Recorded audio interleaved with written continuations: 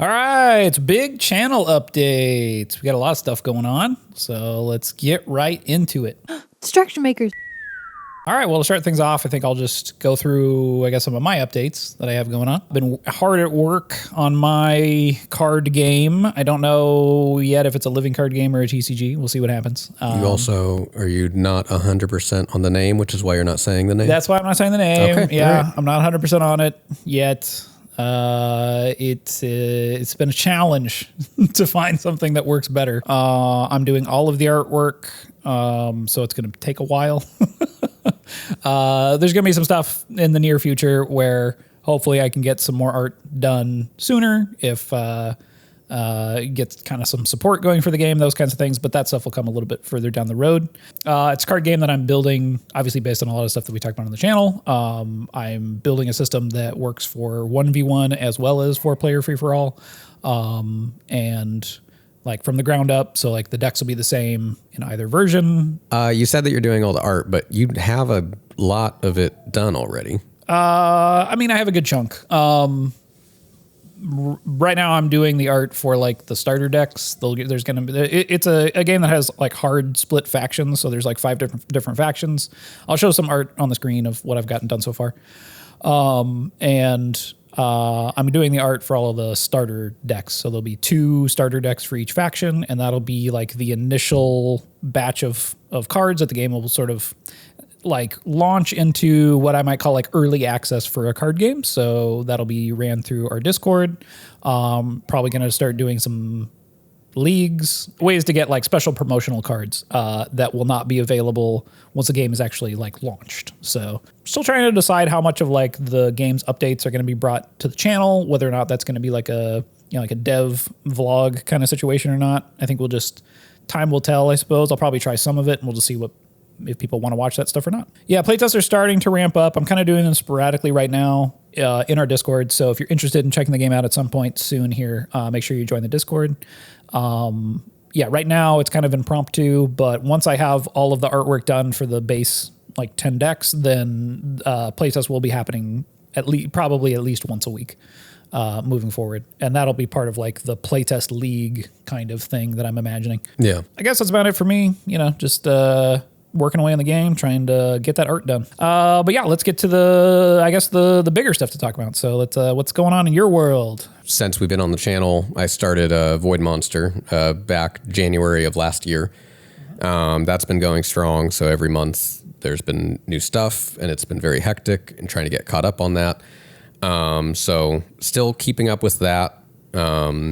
Had to expand, get a fulfillment partner because everything was being run out of our garage for, the first, the first year. So it was January this last year. We had to start like thinking about how we can actually manage this because we could fit maximum 220 orders in our garage. We had to count. And so when we started getting past that, we were like, okay, we can't be the only ones doing this now. So that's been cool. I should say cool. It's incredibly frustrating and stressful transitioning to go and work with fulfillment partners.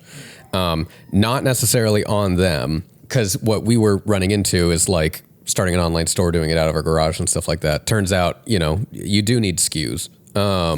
Yep. Like you do and you don't. You don't when it's just you and you know all the orders coming in, but the minute you hand it off to someone, you can't just be like, the red playmat. Like, right. Yep. So you need to actually get organized and, then you need to make sure it matches with their warehouse system and yada, yada, yada, yada, yada. So, yep. So that's been taking a lot of time. And then, I have been working on my own game, not a trading card game, notably. Not a living card game either, notably. Small, family-friendly dice rolling drafting game. Actually, the pre-launch page for the Kickstarter is officially up. I got that up earlier this week. All right. Well, there you go. So I'll link it in the description. So still have no idea when it's coming out, but okay. The pre-launch page is there. The pre-launch page is there. It will launch eventually. Yeah. The other thing, obviously, with the channel, Most of the stuff that's been going on with the channel, outside of just sort of the recording stuff, has been stuff that I've been doing. So editing, you obviously contribute to ideas, and Tuesday's usually the day we meet up to kind of hash everything out and figure out what we're going to talk about and record the episodes. And we basically, I mean, we've been doing 2 a week. Try to do 3 a week so that we can build up a backlog, but it feels like that stuff has sort of been tapering down, and like it's been more and more difficult to like lock in stuff for episodes, and like the amount of time that I guess you have to dedicate to the channel has been more difficult, I guess, right? Like it's been a struggle to maintain not only the schedule, but also just the sort of sacred time on Tuesdays, where, because we spend hours, right? Tuesday is like, at least 6 hours on Tuesday. Yeah. Just recording the episode, just making sure that we get the episodes for the week. Yeah. And obviously, like, you with your full-time job and then Void Monster on top of that, things have been tough. It's been tough to try to keep everything, all the plates spinning. So yeah, I suppose that is a good segue into saying that I will not be on the channel for, not every week. Not every week. Still around, but, sporadic. More sporadic than it's been. It's already been kind of sporadic, but I think people have noticed. But I'm still definitely going to be like an active member. Like I'll be in the Discord. I'm going to be part of community playtest nights and stuff like that. We still have our own, test nights and all that. But I think, for every reason that you basically were saying is that when we started the channel, I think you and I were already spending all of our spare time that we had looking at game design, working on our games, all that stuff. So we had just this talking about Magic before recording. So like we already had all of this knowledge, all of this stuff to sort of like info dump. Sure. That lasted literally months. And then it was like, as we started, like, I think running out of that stuff that we just knew and had ingrained in us, then we had to start investing more of that time on the outside. But at that point, there's like a larger community. There's, then it was like us actually figuring out the videos. It wasn't just sort of like, oh, let's go and talk about this. It was like we started having more of a set plan for how we're going to talk about it, what we're going to talk about and stuff like that. So it became significantly like harder and same time like not that much different than how it started to talk about these different videos and different topics and stuff like that. So yeah, having to like then spend spare time like, okay, well, I want to try and make sure that I'm like playing Magic actively, not only as a hobby, but also like for part of the channel, and also trying to keep up with like making sure I'm brushing up on game design, right? And like that in tandem with everything else was just starting to build up a bit. And be able to, our goal is always to provide, like create videos that people want to watch and that we feel like we're offering something. Information density is something that we pay a lot of attention to make sure that we're like, helping people understand the games that they love better, Magic mostly specifically, but sometimes, we talk about other games on the channel, but, once you sort of like exhaust, you're right, like that sort of foreknowledge, right? The stuff that we were thinking about all the time as we're working on games and that we had, been studying for a while, and then you sort of exhaust that stuff, it becomes a bit more difficult to make sure that you're still bringing new ideas and more new things. And sometimes we tended to, we've dipped into sort of recent events with Magic and things and given our opinions and become more Magic commentators in certain ways.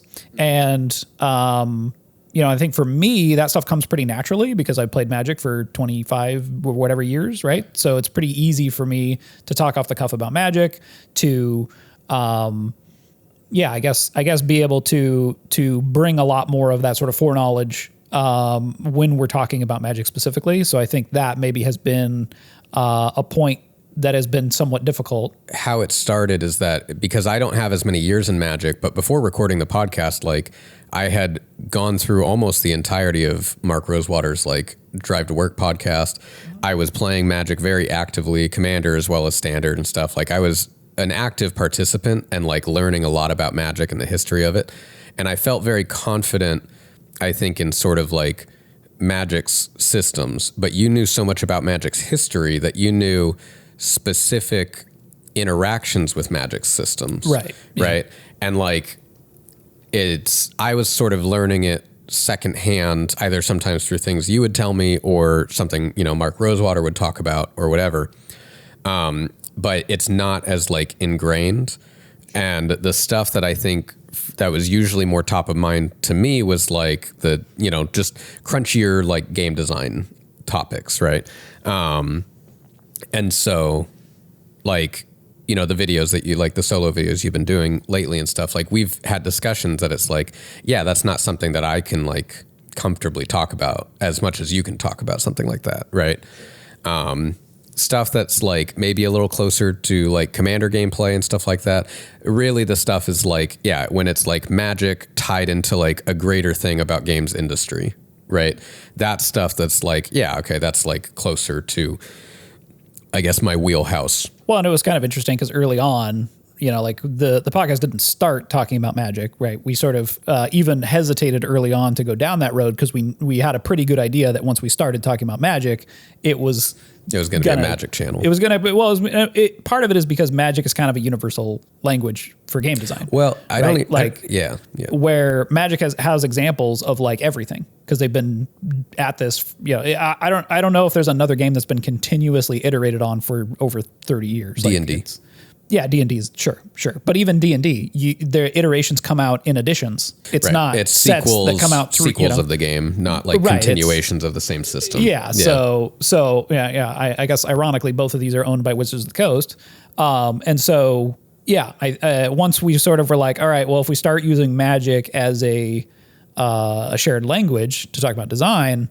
It's going to become pretty easy to just talk about Magic. It also happened to be what people wanted to watch, which... Well, when we started talking about it, that's when it happened to click that it's like, oh, people actually want to hear us talk about Magic. Great. Well, I think there's also, obviously, a big audience of people that play Magic and also want to hear about Magic's design or game design through the lens of Magic. And, I also think that there wasn't a whole lot of channels doing that. So... it helped that we could fill that niche. Hearing from other people, like we've had multiple channels that have like referenced a video that we've made or like talked about something we talked about recently or whatever.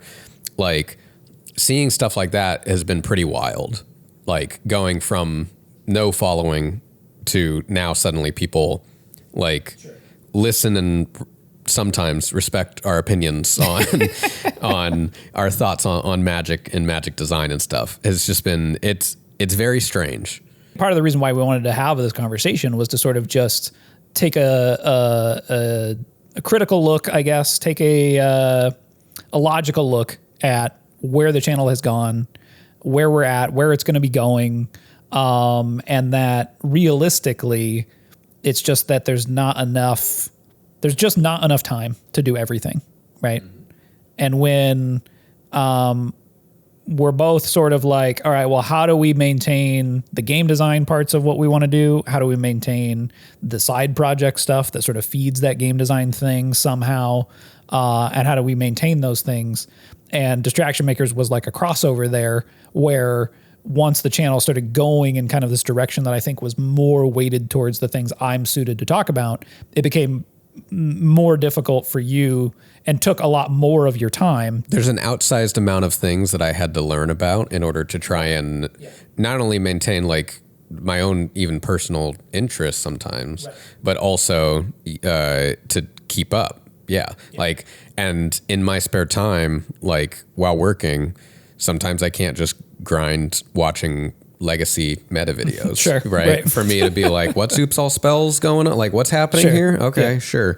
You know, and it also doesn't feel like authentic. And I think that's something that I really struggle with, where it's like, I really don't like talking about something that I don't actually feel like that confident talking about.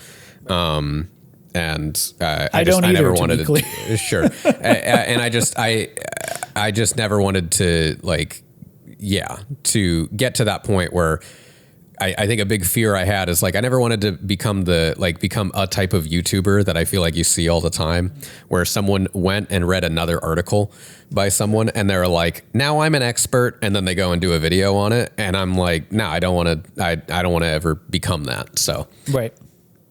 Yep, that makes sense. I mean, I guess to be clear, the channel is going to continue. I will be continuing the channel. I'm not exactly sure what that's going to look like yet. There's going to be a transition period where we figure that out together, right? I don't know if it will involve other guests or just be me. Probably mostly just me for a while, and then we'll see kind of where things go from there. And obviously, like you said, you're going to be around still. You're not totally gone. You're going to be in the Discord, and every so often we'll probably try to hop on and do an episode of some variety. Especially when you have a big update or something, the game Kickstarter or Void Monster stuff, whatever it is, and then we can update people on how things are going. Sure. So, but yeah, no, it's been a fun journey. I'm glad that we took this journey together, and we kind of have to go slightly different paths now that are still crossing, but maybe not crossing as much as they were. And I appreciate you being a part of this, and I'm sure everybody else does too. It has been a very wild ride. Sure. And yes, it's 100% been worth it. And I mean, it sucks. I wish that I had more time. If I didn't have a full-time job, then it'd probably be much easier to manage all this. Sure. But yes, thank you all for letting me be a part of this and listening to my occasional quips as Gavin talks about oops all spells. Yep. All right. Well, cheers. Cheers.